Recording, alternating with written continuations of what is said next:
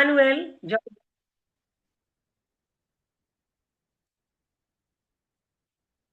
আমি অঞ্জনা রায়, আপনারা শুনলেন আপনাদের এভরিডে প্রেয়ার গ্রুপের বর্দি, তার বর্দি।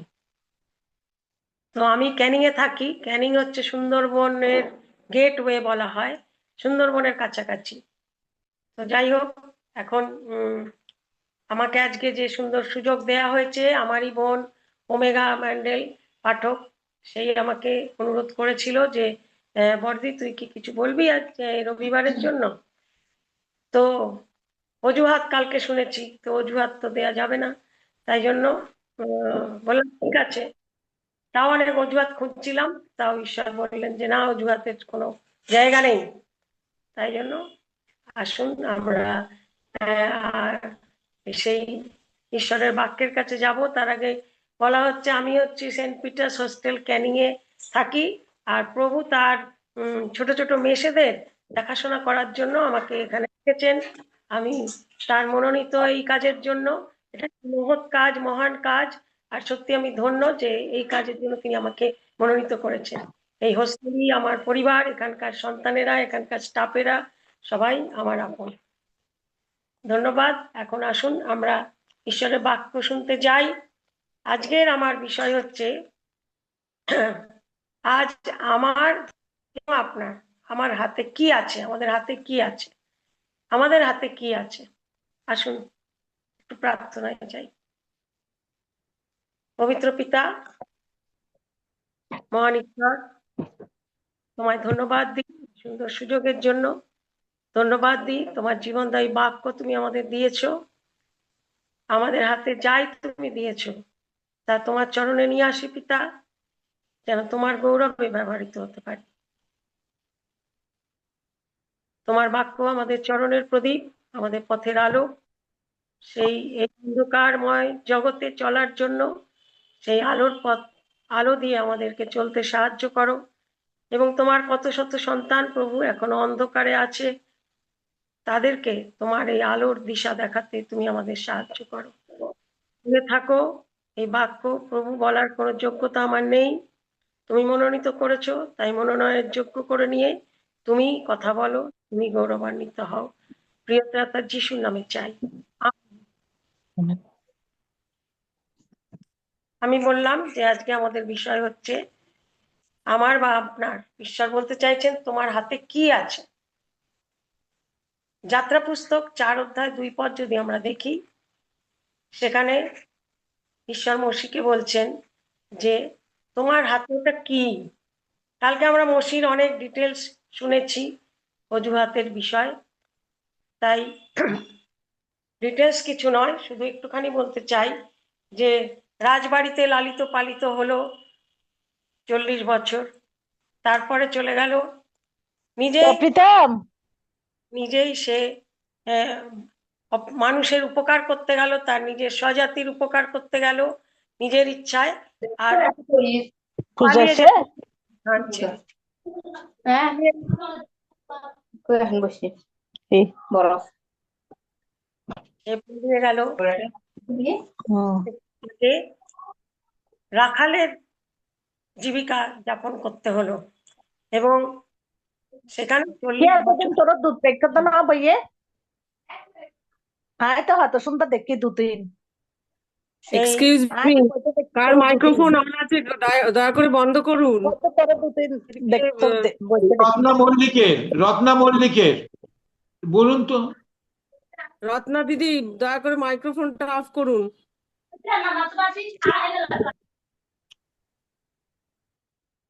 সেই রাখালের জীবন তার 40 বছর ধরে চললো। আর সেই সময় ঈশ্বর তাকে দর্শন দিলেন।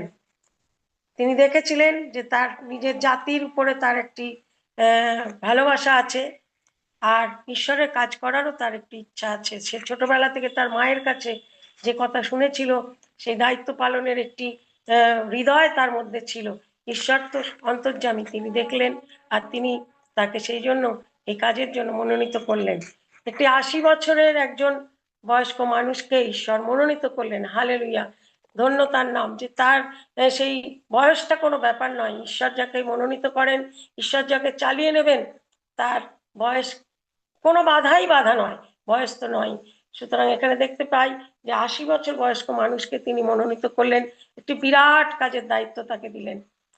আর তাকে বলছেন আজকে যে তোমার হাতে ওটা কি?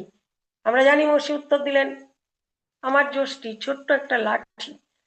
আর তখন ঈশ্বর তাকে সেই লাঠিটা, নিশ্চয় মসিকে বললেন যে ওটা আমার, আজ থেকে এটা তোমার নয়, এটা আমার। আর সেই লাঠি দিয়ে কত আশ্চর্য কাজ হলো, একটা ছোট্ট সামান্য যষ্টি লাঠি দিয়ে সমুদ্র ভাগ হয়ে গেল, লোহিত সাগর ভাগ হয়ে গেল। তার আগে অনেক অনেক কাজ হলো, এবং সেই যে যাত্রাপথ, সেই যাত্রাপথে অনেক অনেক আশ্চর্য কাজ হলো।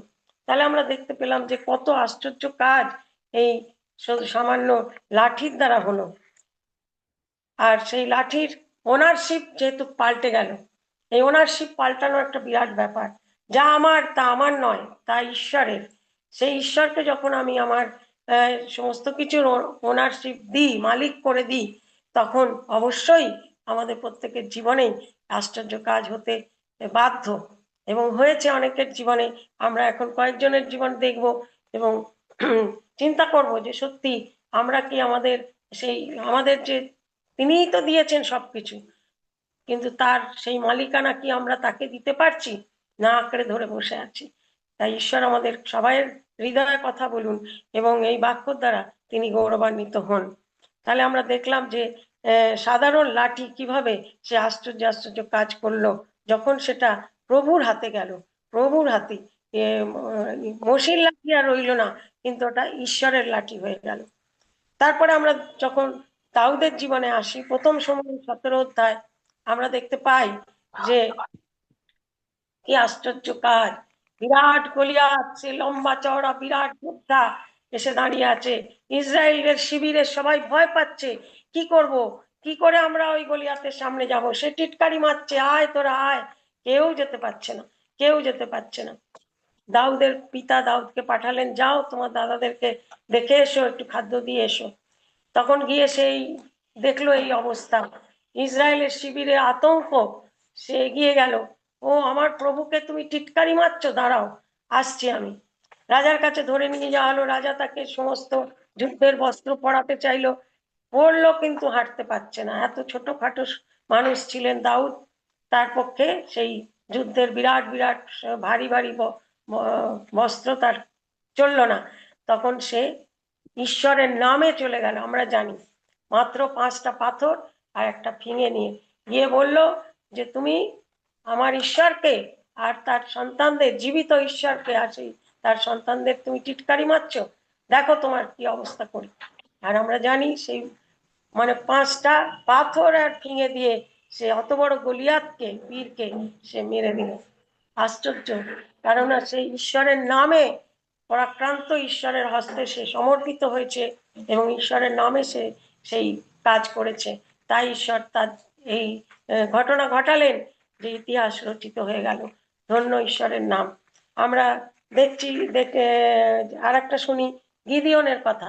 কালকে অনেক গিদিওনের গল্প শুনেছি, আমি বেশি কিছু বলছি না, একটু ছোট করে বলছি যে গিদিওন যখন মিদিওনের বিরুদ্ধে যুদ্ধযাত্রা শুরু করলো, তখন ইসরায়েলদের বিরাট দল নিয়ে সে যুদ্ধ করতে চাইছে, কেননা মিদিয়নরাও খুব শক্তিশালী।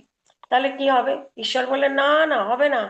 তাহলে তো ওরা বলবে, ইসরায়েল জাতি বলবে আমরা আমাদের শক্তি দিয়ে জয় করেছি, চলো তুমি সব বাদ দাও, সবাইকে বলো যারা ভয় পাচ্ছ তাদের যেতে হবে না, যুদ্ধক্ষেত্রে যেতে সত্যি তো কার বা ভালো লাগে। তাহলে বলার সঙ্গে সঙ্গে 22,000 লোক চলে গেল, ইসরায়েল যোদ্ধারা কুইট করে নিল। তারপরে 10,000 লোক। ঈশ্বর বললেন না, এরাও অনেক বেশি, এরা এতজনকে নিয়ে তোমায় যেতে হবে না। তুমি একটা কাজ করো, পরীক্ষা করো, জল খাবার পরীক্ষা। দুই দলের মধ্যে যারা দুটো ভাগ করবে, যারা জল চেটে খাচ্ছে, যারা জল হাঁটু গেড়ে খাচ্ছে। এবারে জল সেইভাবে ভাগ করা হলো। যারা জল চেটে খাচ্ছিল কুকুরের মতো, তাদের 300 জন সেই 10,000-এর মধ্যে। বললেন হ্যাঁ ঠিক, এটাই নাও, এটাই তুমি, এই এই 300 জনকে নিয়ে তুমি যাত্রা করো, আর আমি তোমার সঙ্গে আছি। তাহলে ঈশ্বর যখন আমাদের সঙ্গে থাকেন, তখন অতি সামান্য, অতি অল্প দিয়ে তিনি কত আশ্চর্য আশ্চর্য কাজ করেন। আমরা দেখলাম তাই গিদিওন জয়ী হয়ে ফিরে আসলেন মাত্র 300 লোককে নিয়ে। এরপরে একটি ছোট্ট ছেলের গল্প মতিলিখিত সুসমাচারে আমরা দেখছি হাজার হাজার লোক যাচ্ছে, কোথায় যাচ্ছে? সবাই যিশুর কাছে, যিশুর গল্প শুনতে যাচ্ছে, যিশুর কথা শুনতে যাচ্ছে। ছোট্ট ছেলে এসে মায়ের কাছে বায়না করলো, মা আমিও যাব, আমিও যাব, সবাই যাচ্ছে আমিও যাব। মা বললেন, হ্যাঁ বাবা ঠিক আছে তুমি যাও, কিন্তু এই টিফিনটুকু তুমি নিয়ে যাও, তোমার খিদে পেলে তুমি খাবে, 5টা রুটি 2টো মাছ ভাজা তোমাকে দিলাম, তুমি নাও।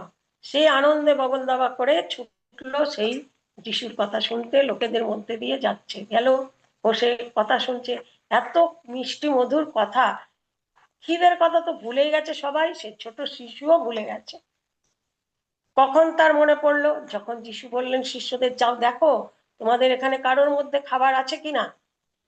তখন তারা খুঁজছে খুঁজছে, ছোট্ট শিশুটি বলল, হ্যাঁ আমার কাছে একটু খাবার আছে। কি খাবার আছে? না 5টা রুটি 2টো মাছ ভাজা। সেটা পৌঁছে গেল যিশুর কাছে। যিশু বললেন যে হ্যাঁ তাতেই হবে, বসিয়ে দাও সারি সারি। তাহলে সেখানে সারি সারি বসিয়ে দেওয়া হলো লোক। লেখা আছে বাইবেলে 5,000, কিন্তু 5,000 কি না শুধু পুরুষ, স্ত্রী এবং ছোট শিশু বাদ।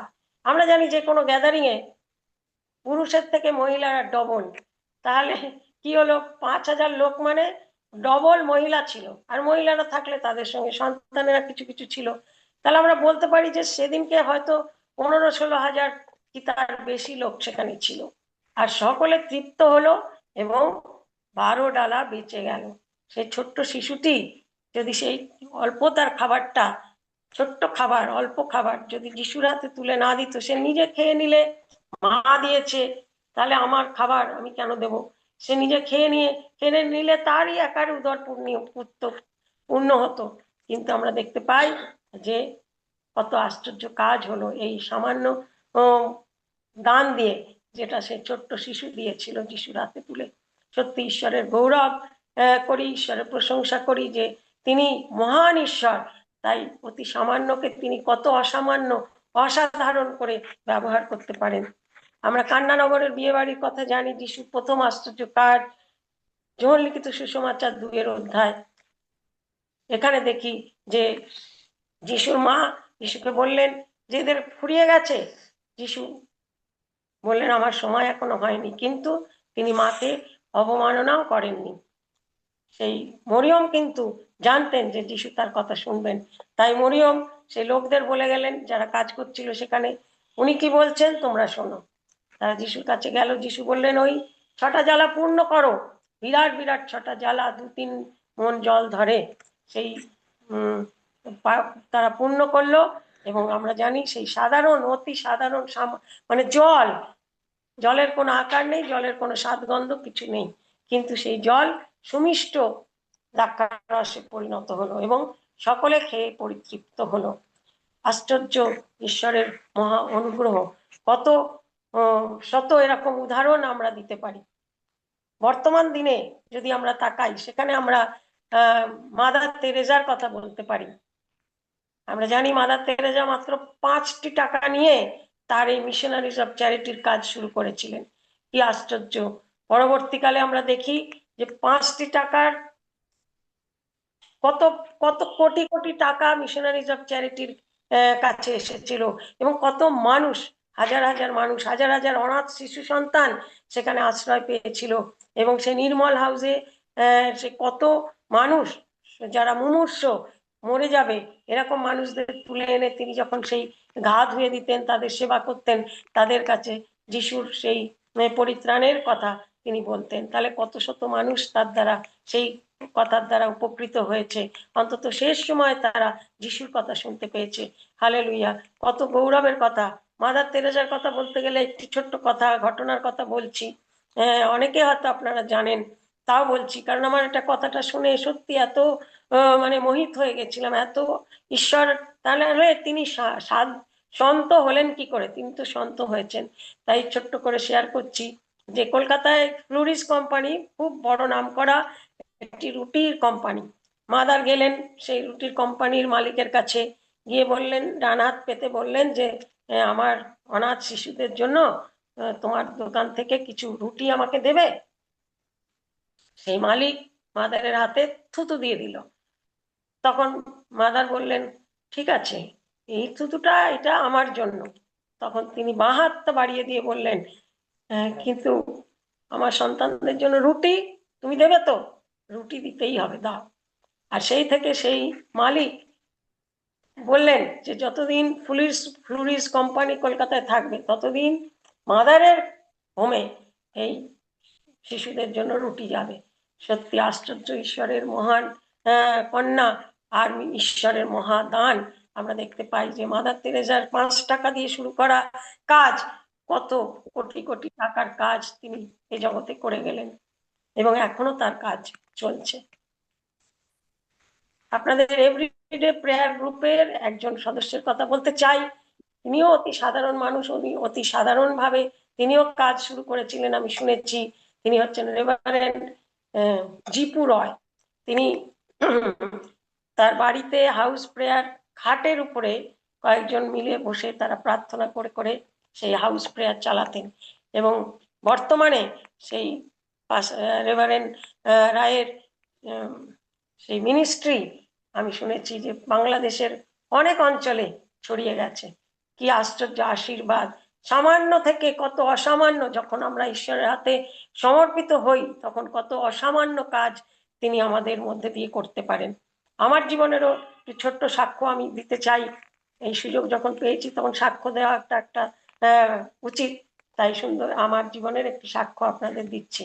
আমি আগেই বলেছি যে আমি এই ক্যানিং এর হোস্টেলে আছি।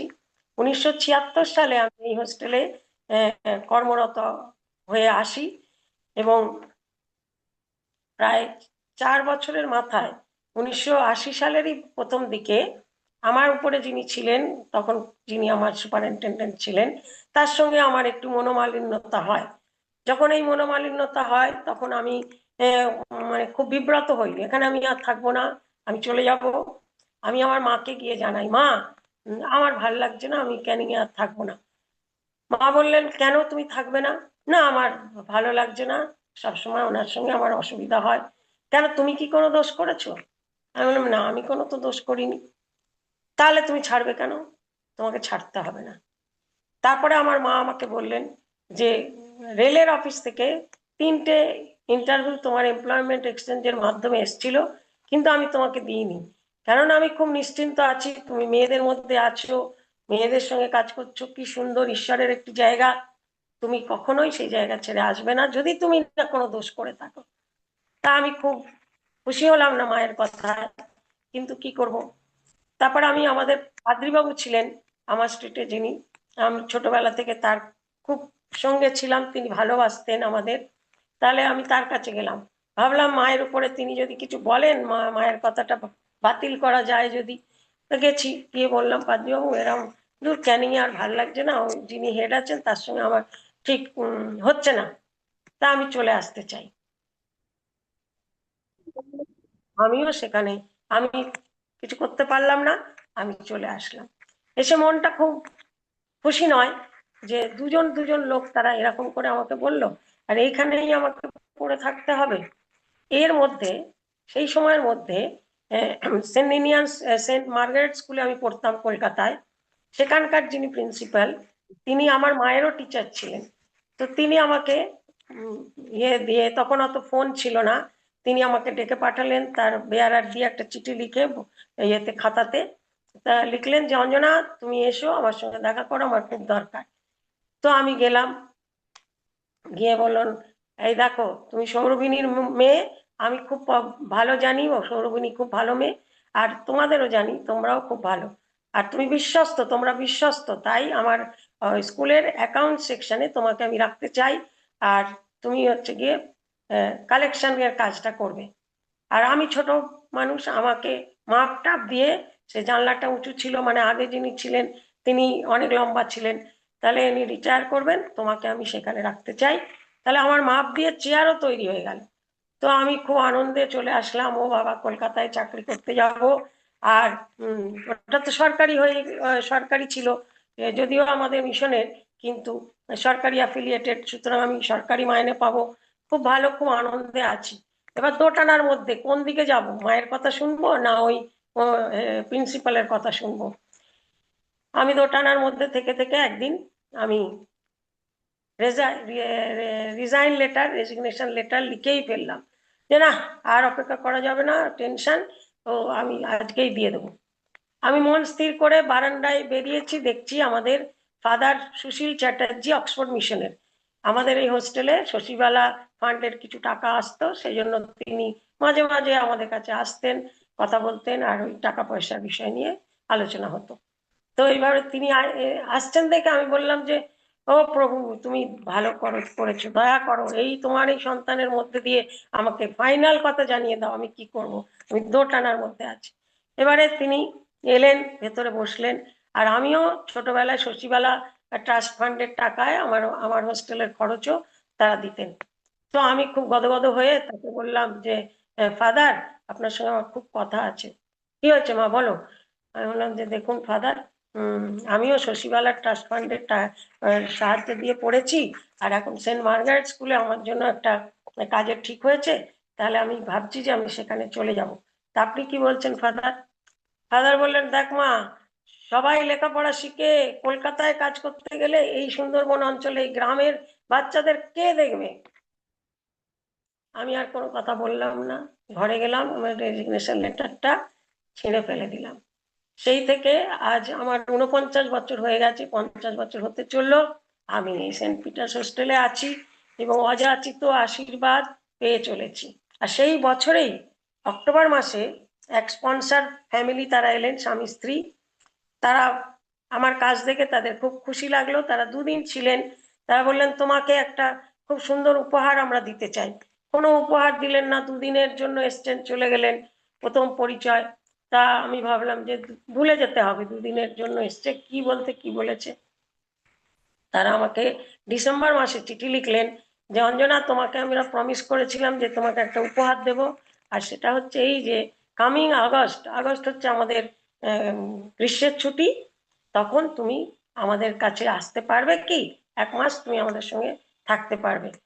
আমি তো কি উত্তর দেব, আমি তো জানি না ঈশ্বর যে কিভাবে কি করছেন, জানি না, আমি বুঝতে পারছি না।